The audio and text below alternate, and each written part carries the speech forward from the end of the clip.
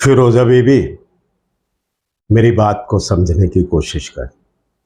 जवानी बरसाती नाले की पानी की तरह है, जिस रफ्तार से आती है उसी रफ्तार से चली भी जाती है। आज जो तेरी अदाओं पर पैसे बरसा रहे हैं, कल मांगने पर भीख भी नहीं देंगे। और एक दिन ऐसा भी आएगा, इसी चवारे की सीढ़ियां उतरने के लिए तुम्हें किसी के सहारे की जरूरत पड़ेगी।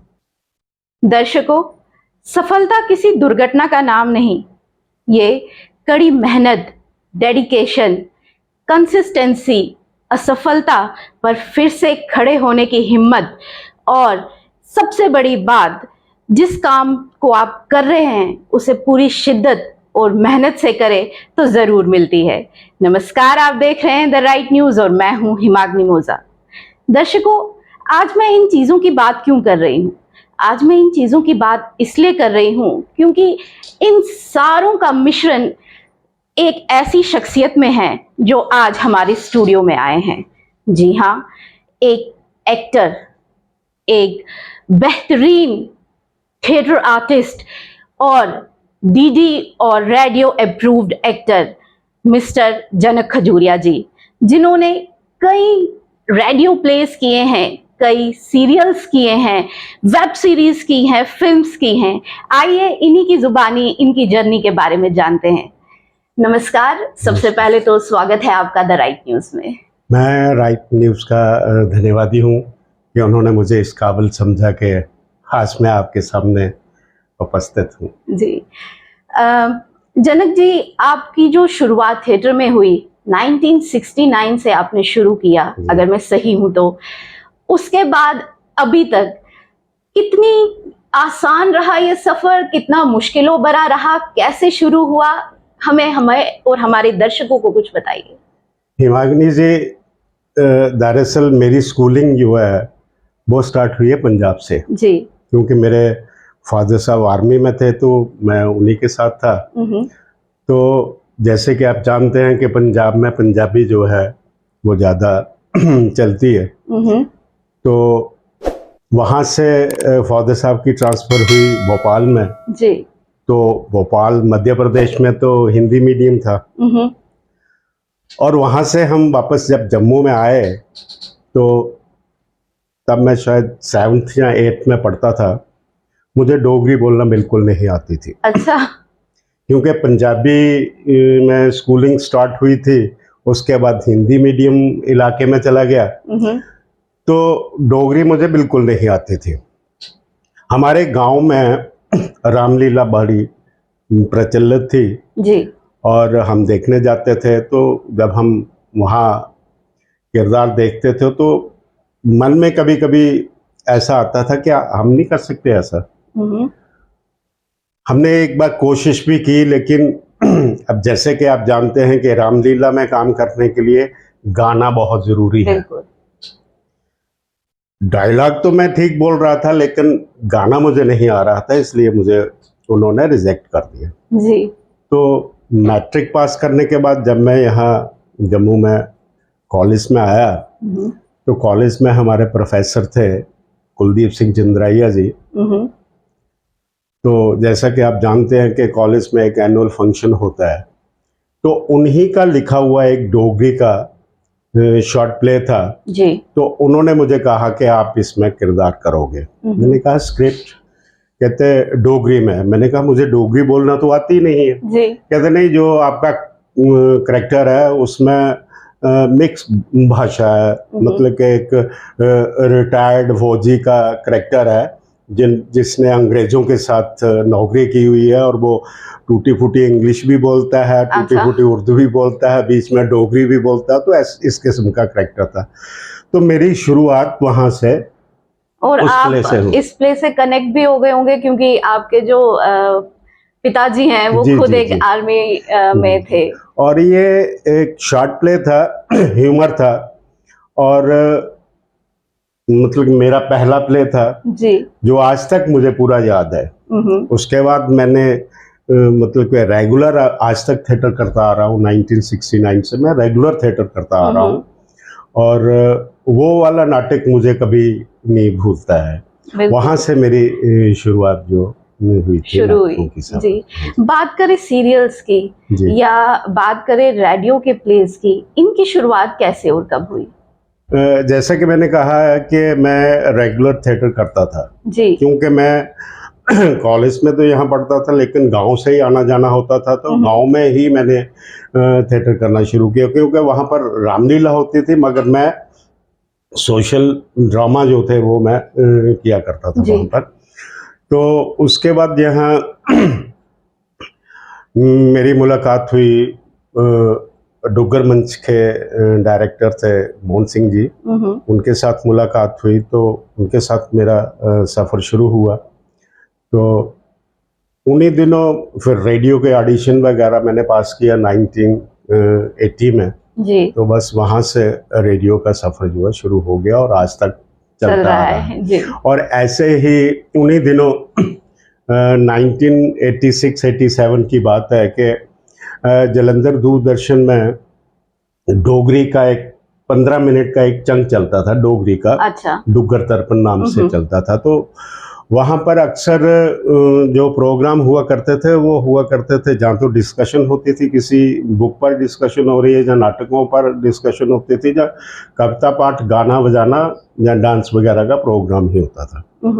तो हम पार्टिसिपेट तो करते थे डिस्कशन वगैरह में।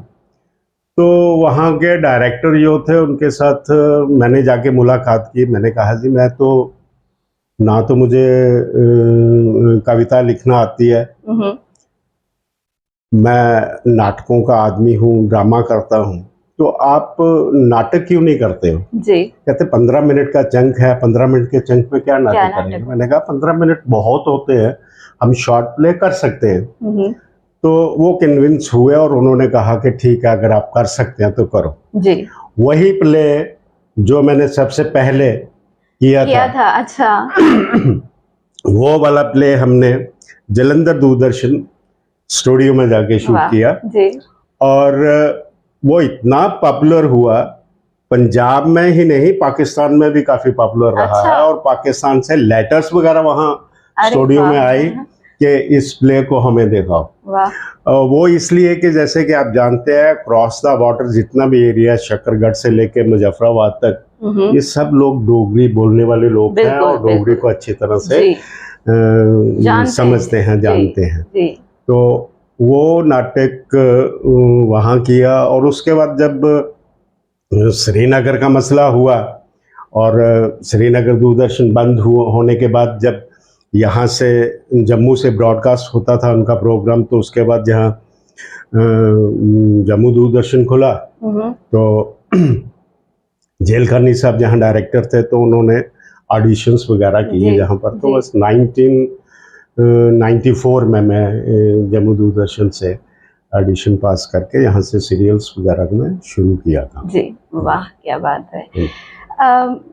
जनक जी, आजकल के बच्चों की बात करें तो आजकल के जो बच्चे हैं वो 2 प्लेस करते हैं और उनका जो नेक्स्ट टारगेट होता है वो कोई बॉलीवुड मूवी या कोई बिग प्रोजेक्ट होता है।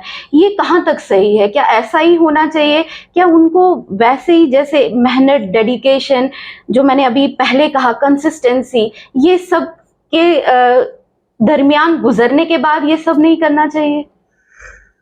नहीं, बड़ा सही सवाल आपने पूछा कि आजकल जो जनरेशन है वो 1 या 2 प्ले करती है और उसके बाद उनके कॉलर खड़े हो जाते हैं कि मैं तो बहुत बड़ा एक्टर हो गया हूँ। एक्टर कभी भी बहुत बड़ा नहीं होता, वो बिल्कुल आखिरी सांस तक सीखता ही रहता है, वो स्टूडेंट ही रहता है। मैंने जैसे आपको कहा कि 1969 से मैं रेगुलर थिएटर भी कर रहा हूँ। जब से दूरदर्शन शुरू हुआ है सीरियल वगैरह भी कर रहा हूँ और बीच में रीजनल फिल्में भी मैंने की हैं और उसके बाद बॉलीवुड की फिल्में भी 1-2 मैंने की हैं। तो ये एक ऐसा फील्ड है एक्टिंग कि इसमें आप कहो कि मैं मास्टर हो गया हूँ तो ये सोचना आदमी की बेवकूफ़ी होगी। वो कभी भी इसमें मास्टर नहीं हो सकता क्योंकि हर रोज आदमी कुछ ना कुछ सीखता ही जाता है।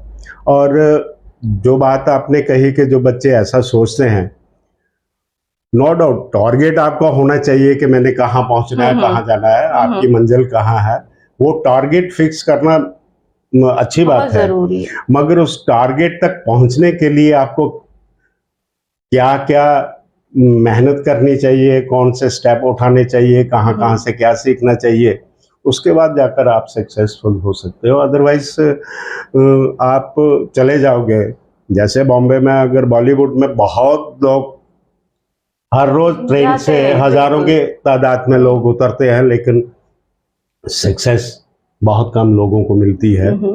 या तो जिसके स्टार बुलंद होते हैं, जी तो जिसने मेहनत की होती है, जी, जिसने बिल्कुल सीखा होता है। बिल्कुल। थिएटर की फील्ड में अगर बात करें, एक इंसान को उम्दा बनना है, सबसे पहले उसको क्या करना चाहिए? लिटरेचर सीखना चाहिए, लिटरेचर पढ़ना चाहिए, ये कितना जरूरी है एक एक्टर की जिंदगी में? नहीं, एक एक्टर के लिए लिटरेचर पढ़ना तो बहुत ज़रूरी है। जी जैसे कि मैंने आपको बताया, मैं आपको अपनी एक कहानी सुनाता हूँ छोटी सी। जी जब मैंने रेडियो का ऑडिशन पास कर लिया, और वो भी डोगरी में किया, जैसा कि मैंने कहा कि डोगरी मुझे इतनी अच्छी आती नहीं आती थी, नहीं मगर थी। मैंने जी सीखी। जी जी जी। तो शुरू शुरू में रेडियो में तो इतना लंबा करेक्टर तो नहीं देते थे।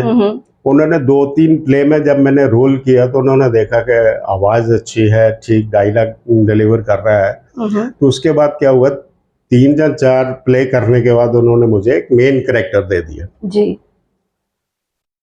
आप यकीन नहीं करोगे, मेरे जितने भी सीनियर्स बैठे थे, उनके साथ मैं जब रिहर्सल कर रहा था, तो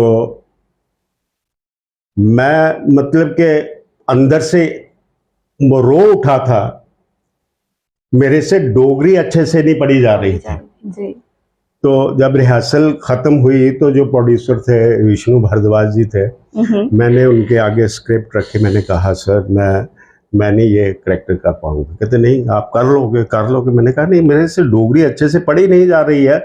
छोटा करेक्टर मैं कर सकता हूँ, लेकिन इतना लंबा करेक्टर जो आपने मुझे दिया है, ये मेरे से नहीं होगा। जी तो मैंने छोड़ दिया। उसके बाद मैंने 6 महीने मेरे घर में जितनी भी डोगरी की किताबें पढ़ी थी, वाह। मैंने सब पढ़ डाली। और ये नहीं है कि खोल ली और मुंह में पढ़ता रहा, नहीं। जैसे डायलॉग बोलते हैं उस तरीके से मैंने पढ़ना शुरू किया। जी वो दिन और आज का दिन, जी मैंने डोगरी में कभी भी मात नहीं खाई उसके बाद। वाह, क्या तो बात है। इसलिए लिटरेचर किसी भी किस्म का हो, एक एक्टर को पढ़ना चाहिए। उससे एक तो आपका प्रोनाउंसिएशन जो है वो भी ठीक होता है, और दूसरा आपकी वोकैबुलरी जो है बढ़ जाती है। वो बढ़ती है। और एक एक्टर के लिए वोकैबुलरी मतलब कि उसके पास अच्छी होना बहुत ज़रूरी है। एक शस्त्र होता है उसका। यस यस, क्योंकि कई बार आप स्टेज पर जब कर रहे होते हैं, जी रिहर्सल में तो आप रीटेक कर सकते हैं, जो दूरदर्शन का या कैमरा का जो मीडियम है उसमें आप रीटेक कर सकते हैं। जब आप स्टेज पर एक्ट कर रहे होते हैं, तो आप रीटेक नहीं कर सकते, ठीक नहीं। तो वहाँ पर वो जो आपकी वोकैबुलरी है, सब्स्टिट्यूट वर्ड्स कहाँ पर मैंने कैसे लगाने हैं, कैसा है क्या नहीं है, वो आपको हेल्प करता है। बात करें थिएटर की, या बात करें सीरियल्स की, या फिर रेडियो प्लेस की, कितना डिफरेंस है इनमें? एक तो सबसे बड़ा डिफरेंस यही है कि थिएटर में कोई रीटेक नहीं होता है, सीरियल में आप रीटेक कर सकते हैं। उसके अलावा इसके बाद और क्या क्या डिफरेंस है इनमें? क्योंकि आपने ये तीनों जो जी। है ये कर रखे हैं, तो आपको पता होगा कि इसमें क्या क्या सिमिलैरिटीज भी हैं और क्या क्या डिफरेंसेस भी हैं। नहीं, सिमिलैरिटी तो यही है कि वो भी ड्रामा है, ये भी ड्रामा है जी। पिक्चर है या सीरियल है, वो भी डायलॉग्स हैं। डायलॉग्स हैं जी। बट स्टेज में ये है कि एक तो आपका प्रोजेक्शन जो है वो हाई होना चाहिए, उसमें थोड़ा मेलो ड्रामा ज़्यादा मिक्स होता है। रेडियो में तो आप मतलब के जो दर्शक हैं उनको दिखाई नहीं देते हैं, आपका वॉइस ही जो है वो सब कुछ होती है। उसमें वॉइस पर आपको ज़्यादा काम करना पड़ता है कि कैसे, जैसे आप वॉइस के जरिए ही जो दर्शक है, जो श्रोता है, वो आपसे कनेक्ट होते हैं। वॉइस नहीं, जैसे ऐसा है कि वहां पर तो माइक पर आप रिकॉर्डिंग कर रहे हो, तो आप ऐसा लग रहा है कि किसी पहाड़ पर बैठे और दूर किसी को आवाज दे रहे देनी हो। है, हाँ। तो वो कैसे देनी है, जी, कैसे नहीं देना, जी, वो जी, वॉइस से ही। जी, जी, अब जी। थिएटर में तो आप कर सकते हैं, ठीक नहीं। अब जहाँ बैठे बैठे रेडियो में, यस, जी। रेडियो में जब रिकॉर्डिंग कर रहे होते हैं तो वो कैसे कर रहे हैं, कैसे नहीं कर रही है वॉइस, उस वॉइस से ही मतलब कि सुनने वाले को ऐसा लगता है कि नहीं, उसको उसके आंखों के सामने विजुअलाइज होना शुरू हो जाता है कि मैं बिल्कुल, यहाँ हूँ, बिल्कुल, मैं कैसा बिल्कुल, हूँ, कैसा बिल्कुल, नहीं हूँ। बिल्कुल। या तो बाकी रहा ये जो दूरदर्शन का मतलब कि टेलीविज़न का जो मीडियम है, टेलीविज़न का मीडियम जो है वो क्लोज़अप का ज़्यादा वो है। उसमें आपको अपनी प्रोजेक्शन इतना हाई रखने की कोई ज़रूरत नहीं पड़ती जितना कि स्टेज स्टेज पे में जी, रखनी बिल्कुल, पड़ती है। बिल्कुल। तो बाकी मेहनत तो सब में लगती सबके लिए है। लगती है। जी, जी। जनक जी, आपके जो अपकमिंग प्रोजेक्ट्स है, बात करें उनकी, तो आपके अपकमिंग प्रोजेक्ट्स क्या-क्या हैं? फिलहाल तो इस वक्त तो कोई नहीं है। जी। तो रिसेंटली मैंने दो बॉलीवुड के लिए फिल्में की हैं। वाह! एक तो शायद और 2-3 महीने में रिलीज होने वाली है। बी टाउन है एक, जी। तो दूसरी जो की है वो टू सिटीज है। तो देखो कब होती है। जी। अब बात करें रीजनल फिल्म्स की और बॉलीवुड फिल्म्स की, तो इसमें कितना अंतर होता है? नहीं, बॉलीवुड फिल्म में जो सबसे बड़ा अंतर तो है बजट का। जी, ठीक नहीं, बिल्कुल। और रीजनल फिल्म में बजट की एक तो कमी होती है, दूसरा इंफ्रास्ट्रक्चर्स की भी काफ़ी कमी है। क्योंकि बॉलीवुड की फिल्म में जो बजट है आप तो देखते हो कि वो अरबों रुपयों में जाता है, और रीजनल फिल्म जो है वो लाखों में बनती है। बिल्कुल। तो फ़र्क तो है उसमें, रीजनल फिल्म और उसमें। और रीजनल फिल्म्स बननी चाहिए क्योंकि जैसा कि आपने पीछे सुना था कि हमारी मतलब कि गवर्नमेंट ने एक फिल्म पॉलिसी बनाई थी। पॉलिसी, जी। वो फिल्म पॉलिसी तो चलो बनाई ठीक है कि हम लोगों ने सोचा था कि जम्मू कश्मीर के जितने भी लोग इस मीडियम से जुड़े हुए हैं उनको कोई फ़ायदा होगा, मगर मेरे ख्याल में ऐसा कोई फ़ायदा नहीं हुआ है। क्योंकि इनको ओरिजिनल फिल्म पॉलिसी बनानी चाहिए। तो रीजनल फिल्म से ये होता है कि कम से कम आपके रीजन में कैसा कल्चर है, कैसे हेरिटेज कैसे है, इनका खाना पीना कैसा है, लोगों तक पहुंचता है, और रीजनल फिल्म को प्रमोट करना चाहिए। जी। जनक जी, आपके इस बेहतरीन सफर में आपका आइडल कौन रहा है? बड़ा मुश्किल सा सवाल है ये। मैं थिएटर की बात करूँगा तो मेरे आइडल रहे हैं कवि रतन जी। जी। क्योंकि उनके नाटकों को देखकर मैं बड़ा इंस्पायर हुआ करता था। वो बहुत मेहनत करते थे। जी। और मुझे याद है कि जब मैं 12th में था तो मैं उनके पास गया था। उन दिनों वो शायद शुतुरमुर्ग की रिहर्सल चल रही थी। तो एक हफ्ता मैं जाता रहा, एक हफ्ता मुझे बिठा के रखा, और एक हफ्ते के बाद मैंने कहा सर आप तो मुझे कुछ बोल ही नहीं रहे हो। जी। कहते नहीं, आपने अगर एक्टर बनना है तो बैठ के देखो, ऑब्जर्व करो। हाँ जी। तो मैंने कहा ठीक है। तो एक हफ्ते के बाद मैं छोड़ के चला आया, उन्होंने मुझे कोई करैक्टर नहीं दिया, कुछ नहीं दिया ये। तो मगर मेरी ख्वाहिश थी कि उनके साथ मैं काम करूँगा। जी। तो वही मेरे आइडल थे। एक टाइम आया मैंने उनके साथ काम किया। वाह। तो वही मेरे आइडल थे थिएटर में। तो आपकी कोई मेमोरी है उनके साथ कि जब उन्होंने बोला हो कि वाह क्या काम किया आपने, और आप मतलब इतने खुश हुए कि वाह जो मेरे आइडल है आज उन्होंने मेरी प्रशंसा की, ऐसी कोई मेमोरी है आपके जहन में? कवि रतन जी में यही एक खूबी थी कि वो एक्टर के मुंह पर कभी भी प्रशंसा नहीं करते थे। मतलब कि अगर मैंने अच्छा किया ना तो मेरे सामने मुझे नहीं कहेंगे, दूसरे को कहेंगे कि इसने बेहतरीन किया। दूसरों के मुंह से हमें पता चलता था कि नहीं, वो सेटिस्फाइड था मेरे अच्छा लगा। जी। मेरी एक्टिंग से। जी। ये था। जी। आपके दिल में ऐसा कोई मलाल है कि अभी तक कोई आपके दिल में ऐसी ख्वाहिश हो कि ऐसा कैरेक्टर हो जो आज तक आपने कभी निभाया नहीं है पर्दे पे?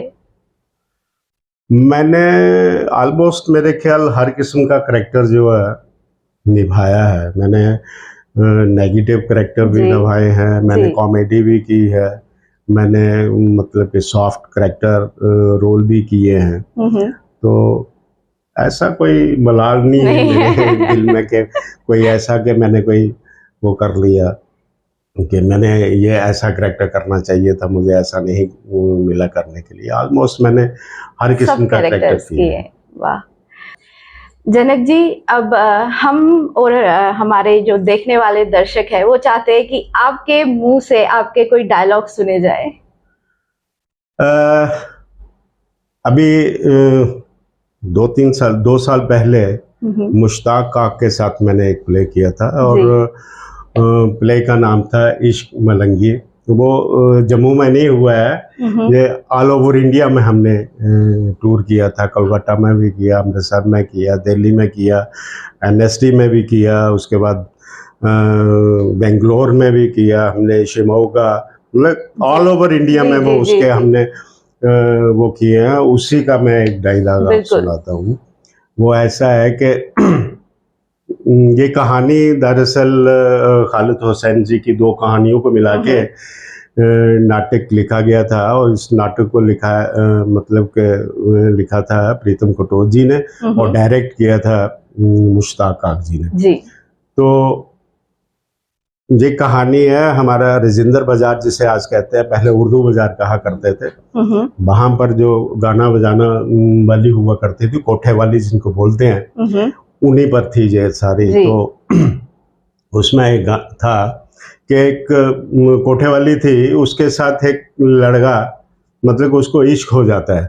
अच्छा। तो मेरी नाई की दुकान है, मेरा नाई का करेक्टर था जी। उसमें, मेरी दुकान पर आता था और मेरी दुकान के सामने उसका कोठा था। जी। तो मैं उसे समझाता हूँ कि भाई ये आप सब क्या ठीक कर रहे हो नहीं। ये। तो एक दिन वो मुझे मजबूर कर देता है, मैं जाता हूँ कोठे वाली के पास के उसकी सिफारिश करने के लिए। तो उसका वो डायलॉग मैं एक जी। सुनाता हूँ। फिरोजा बीबी, मेरी बात को समझने की कोशिश कर। जवानी बरसाती नाले की पानी की तरह है, जिस रफ्तार से आती है उसी रफ्तार से चली भी जाती है। आज जो तेरी आदाम पर पैसे बरसा रहे हैं, कल मांगने पर भीख भी नहीं देंगे। और एक दिन ऐसा भी आएगा, इसी चवारे की सीढ़ियां उतरने के लिए तुम्हें किसी के सहारे की जरूरत पड़ेगी। वाह सर, बोलते हैं ना कि एक्सपीरियंस जो होता है वो बोलता है, वाकई में एक्सपीरियंस बोलता है। शुक्रिया सर अपना इतना कीमती समय हमें देने के लिए और हमारे आजकल के बच्चों को बताने के लिए कि एक बेहतरीन एक्टर बनने के लिए क्या करना चाहिए। तो दर्शकों, ये थे जनक खजूरिया जी, जो थिएटर के जगत में जाना माना नाम है। ऐसे ही पर्सनैलिटी से आपको फिर से रूबरू कराएंगे। तब तक के लिए मुझे और मेरी वीडियो जर्नलिस्ट प्रिया भट्ट को दीजिए इजाजत। बने रहे द राइट न्यूज पर। लाइक कीजिए, सब्सक्राइब कीजिए, शेयर कीजिए, कमेंट जरूर कीजिए। नमस्कार।